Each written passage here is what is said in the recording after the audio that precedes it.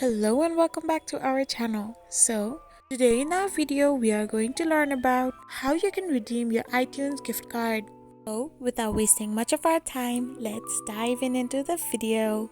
So first of all you need to do is simply open your app store. So once you open your app store, all you need to do is click on your profile link.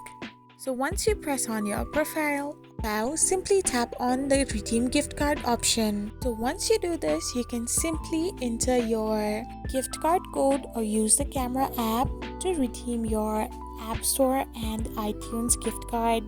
So with the help of your Apple account, you can redeem your iTunes gift card. So this was a simple method to redeem your iTunes gift card. Otherwise, you can also opt for using your iTunes app itself to redeem it.